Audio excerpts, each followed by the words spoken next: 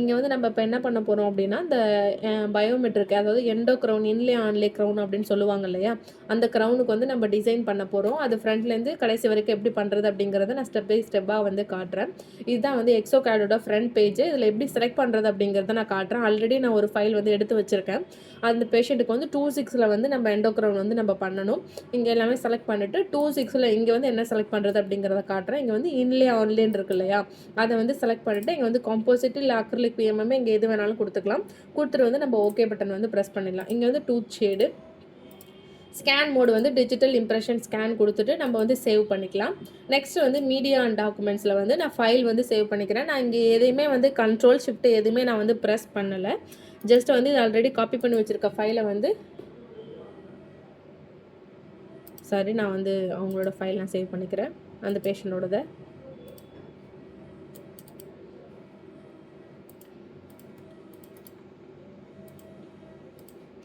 இங்கே வந்து media and டாக்குமெண்ட்ஸில் ஓப்பன் அண்ட் எக்ஸ்ப்ளோரர் கொடுத்து அவங்களோட ஃபைலை நான் சேவ் பண்ணிட்டேன்.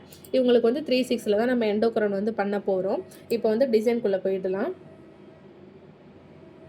இது வந்து ஃபுல் க்ரௌனாக கிடையாது. இவங்களுக்கு வந்து நம்ம அதாவது ஆர்சிடி வந்து பண்ணியிருப்பாங்க. ஆர்சிடி பண்ண க்ரௌனில் வந்து நமக்கு ஒரு பாதி க்ரௌன் வர அளவுக்கு, அதாவது அதான் இன்லே ஆன்லே க்ரௌன், பயோமெட்ரிக் க்ரௌன்னு சொல்லுவாங்க. கொஞ்சமாக பாதி பல் வந்து ஃபுல்லாக வந்து அதை வந்து ப்ரிப்பரேஷன் பண்ணிவிட்டு அதை வந்து ஸ்கேன் எடுத்து நமக்கு அனுப்புவாங்க. அதை வந்து நம்ம டிசைன் பண்ணி அவங்களுக்கு வந்து அதை வந்து வச்சு பாண்ட் பண்ணுவாங்க. அதுதான் வந்து இந்த க்ரௌன்.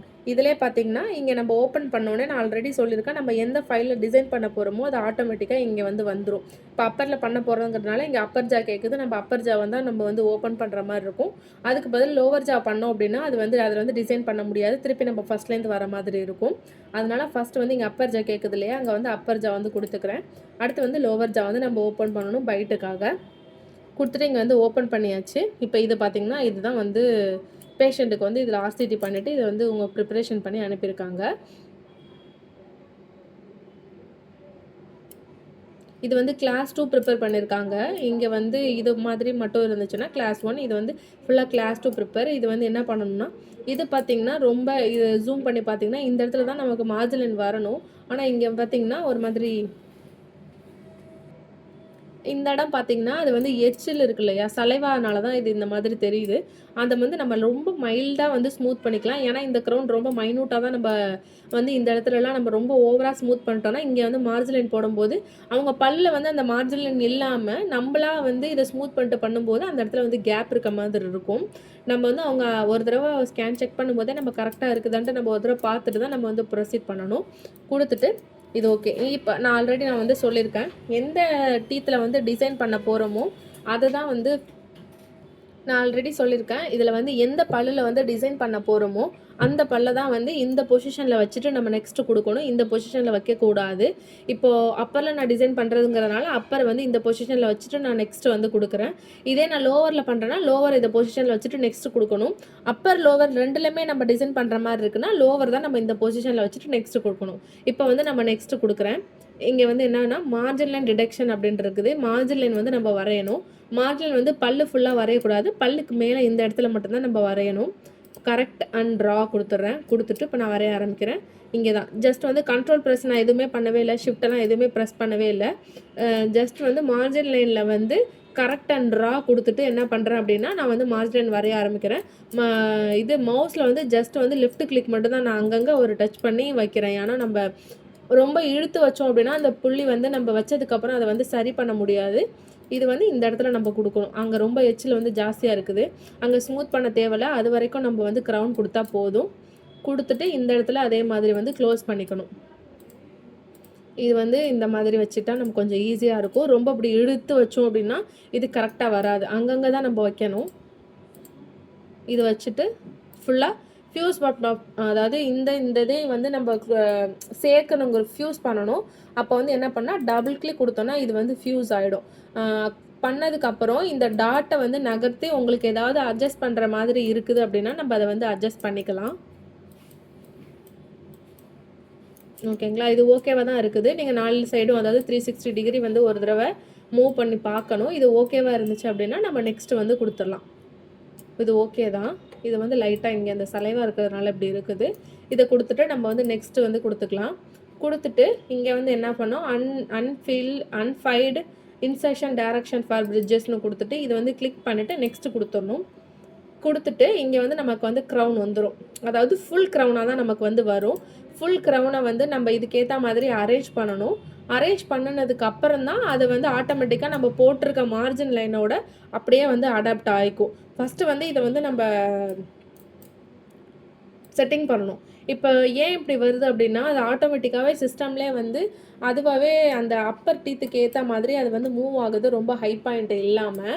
அதனால் என்ன பண்ணணும் அப்படின்னா, இதை வந்து நம்ம மேனுவலாக பண்ணணுங்கிறதுக்காக எக்ஸ்பர்ட் மோடுக்கு போயிட்டு இதை பண்ணிவிட்டு ரைட் கிளிக் பண்ணோம் அப்படின்னா லைப்ரரி டூத் அப்படின்னு வருது இல்லையா, அதை கொடுத்துட்டு நம்ம ஓகே கொடுத்துட்டோம் அப்படின்னா நார்மலாக ஒரு டீத் வந்துடும். நம்ம அதை வந்து அட்ஜஸ்ட் பண்ணிக்கலாம்.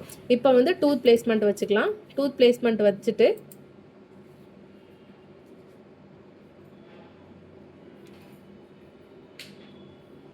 ஓகே கொடுத்துக்கலாம். கொடுத்துட்டு இப்போ வந்து டூத் செட்டிங் வந்து பண்ணலாம். இப்போ என்ன பண்ணணும்னா டூத் பிளேஸ்மெண்ட் வந்து நம்ம பண்ணணும். ஆன்டகனிஸ்ட்டை வந்து இது பண்ணிவிட்டு இது மறுபடியும் அதே மாதிரி வந்து இருக்குது. இதை வந்து என்ன பண்ணணும்னா போஸ்டீரியர் இருக்கு இல்லையா, அந்த போஸ்டீரியர் பல்லு ஃபுல்லாகவே வந்து ரொம்ப கஸ்பு வந்து ரொம்ப ஜாஸ்தியாக இருக்கும். அதை எல்லாமே வந்து நம்ம ஃபுல்லாக வந்து ஸ்மூத் பண்ணிக்கலாம். ஏன்னா நமக்கு இவ்வளோ பெரிய கஸ்பு வந்து தேவைப்படாது. நம்ம வந்து இங்கே ஃபுல்லாக வந்து கஸ்பு ஃப்ளாட் பண்ணி தான் கொடுப்போம். நம்ம எவ்வளோ கஸ்பு வச்சாலும் அவங்க டாக்டர் சைடு வந்து அவங்க பண்ணும்போது அது ஃபுல்லாக வந்து ஃப்ளாட் பண்ணிவிடுவாங்க. அதனால் முன்கூட்டியே அதை வந்து ஃப்ளாட் பண்ண சொல்லிடுவாங்க.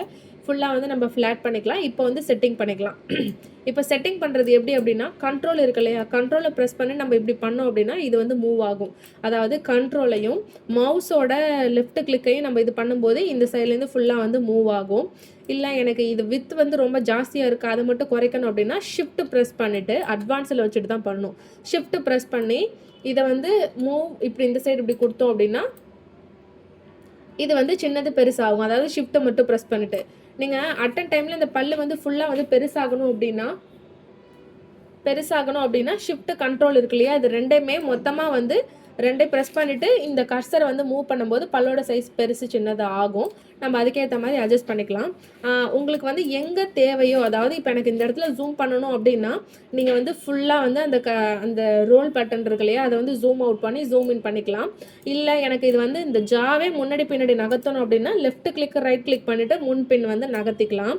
இதை வந்து நான் எங்கெங்கே நான் ஜூம் பண்ணி நான் பண்ணுறேன் அப்படிங்கிறத செக் பண்ணிக்கோங்க. இதை கண்ட்ரோல் ஷிஃப்ட்டை வந்து ப்ரெஸ் பண்ணிவிட்டு தான் நான் பண்ண போகிறேன்.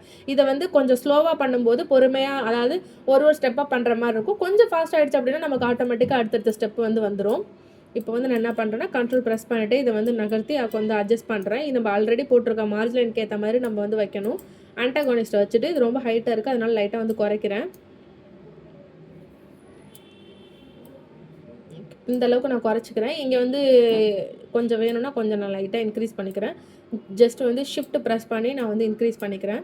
இங்கே வந்து மைல்டாக ஹை பாயிண்ட்ஸ் இருக்குது, அதை வந்து வேணும்னா நம்ம அடுத்த ஸ்டெப்பில் வந்து குறைச்சிக்கலாம். இப்போ ஓரளவுக்கு ஓகேவாக இருக்குது. இந்த சைடு ரொம்ப ஜாஸ்தியாக வெளில வந்துருக்குது, அதனால் லைட்டாக நான் வந்து இங்கே குறைச்சிக்கிறேன். இந்த சைடு வேணால் நான் கொஞ்சம் கூட ஆட் பண்ணிக்கிறேன். ஆட் பண்ணிவிட்டு அவ்வளோதான். இது ஓகேவாக தான் இருக்குது. இப்போ 4 சைடு நான் பார்க்கும்போது கரெக்டாக இருக்குது, அதனால் நான் நெக்ஸ்ட் ஸ்டெப் வந்து கொடுத்துக்கிறேன். இங்கே ஓகே கொடுத்துட்டு இங்கே விசார்டு வந்து கொடுத்துட்டு இங்கேயும் ஓகே கொடுத்துட்டு ஓகே இதை நான் விசார்ட் கொடுத்ததுனால இது மறுபடியும் வந்துருச்சு. ஒரு தடவை மறுபடியும் அலைன் பண்ணிக்கலாம். அதே மாதிரி கொடுத்துட்டு பாயிண்ட்ஸ் எல்லாமே கரெக்டாக இருக்குதான்ட்டு பார்த்துட்டு ஆன்டகனிஸ்ட்டு கொடுத்துட்டு உங்களுக்கு சின்னது பரிசு வந்து எங்கே பண்ணணுமோ அதெல்லாமே செக் பண்ணிவிட்டு இது ரொம்ப நேரம் ஆகாத டிசைனிங் வந்து டக்குன்னு இது வந்து முடிஞ்சிடும். ஓகே இது ஓகேவாக தான் இருக்குது. இந்த சைடு லைட்டாக நான் கொஞ்சம் இன்க்ரீஸ் பண்ணிவிட்டு நான் எங்கெங்கே ஜூம் அவுட் பண்ணுறேன் ஜூம் இன் பண்ணுறேன்னு பார்த்துக்கோங்க. கொடுத்துட்டு நம்ம நெக்ஸ்ட்டு கொடுத்தோம் அப்படின்னா நம்ம போட்டிருக்க மார்ஜின் லைனோட இது ஆட்டோமேட்டிக்காக அடாப்ட் ஆகிடும். ஓகேங்களா, அடாப்ட் ஆகிடுச்சு. ஆக்சுவலாக இதுக்கு மேலே நம்ம இந்த சைடு வந்து வெளியில் கொண்டுட்டு வர முடியாது. ஏன்னா பல்லுக்கு மேலே தான் நம்ம வந்து மார்ஜின் லைன் போடுற மாதிரி இருக்குமே தவிர இதை வந்து நம்மளால் வந்து க்ளோஸ் பண்ண முடியாது. அது ஓப்பனில் தான் இருக்கும். அதை வந்து நம்ம டாக்டர்கிட்ட ஒரு தடவை வந்து இன்ஃபார்ம் பண்ணிடணும். இப்போ வந்து ஸ்மூத் பண்ணிடும். இது வந்து எக்ஸஸாக அந்த மார்ஜின் லைனுக்கு மேலே வந்து எக்ஸஸாக இருக்கும் இல்லையா, அதை வந்து லைட்டாக வந்து ஸ்மூத் பண்ணிக்கலாம். அப்போ தான் ஒரே மாதிரி நமக்கு வந்து வரும். அதுக்கு என்ன பண்ணணும் அப்படின்னா லைட்டாக ஸ்ட்ரென்த்தை வந்து கம்மி பண்ணிவிட்டு இங்கே வந்து ஸ்மூத் இருக்கு இல்லையா, ஸ்மூத்தை வந்து லைட்டாக வந்து இப்படி டச் பண்ணிக்கலாம். லைட்டாக ஷிஃப்ட் ப்ரெஸ் பண்ணி இப்படி லைட்டாக டச் பண்ணி எடுக்கணும். அவ்வளோதான். ரொம்ப அதிகமாக வந்து நம்ம டச் பண்ணிகிட்டே இருக்கக்கூடாது. லைட்டாக டச் பண்ணி எடுக்கணும். இந்த எல்லாமே பார்த்திங்கன்னா ஹை பாயிண்ட்ஸை வந்து கட்டால் இன்ஸ்ட்ரக்ஷன் கொடுத்தோம் அப்படின்னா அது வந்து போயிடும். சப்போஸ் வந்து இது ரொம்ப அதிகமாக இருக்கிறதுனால போகலை அப்படிங்கும்போது அனாட்டமிக் வச்சுட்டு என்ன பண்ணணும்னா லைட்டாக நம்ம உள்ள மூவ் பண்ணிக்கலாம். ஃபுல்லாக பல்ல மூவ் பண்ணோம் அப்படின்னா அது போயிடும். இது கொஞ்சம் ஓகேவாக தான் இருக்குது. கொடுத்துட்டு நம்ம நெக்ஸ்ட்டு கொடுத்துட்டோம் அப்படின்னா இந்த பயோமெட்ரிக் க்ரௌன் டிசைனிங் வந்து முடிஞ்சிருச்சு.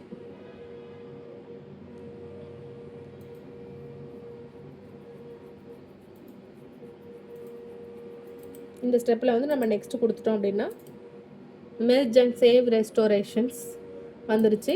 வந்ததுக்கப்புறம் ஜா வச்சுட்டு ஃப்ரண்ட்டில் வச்சு கொடுத்துட்டு சேவ் ஆப்ஷன் வந்து கொடுத்துட வேண்டியதான். அவ்வளோதான் இந்த க்ரௌன் டிசைனிங்.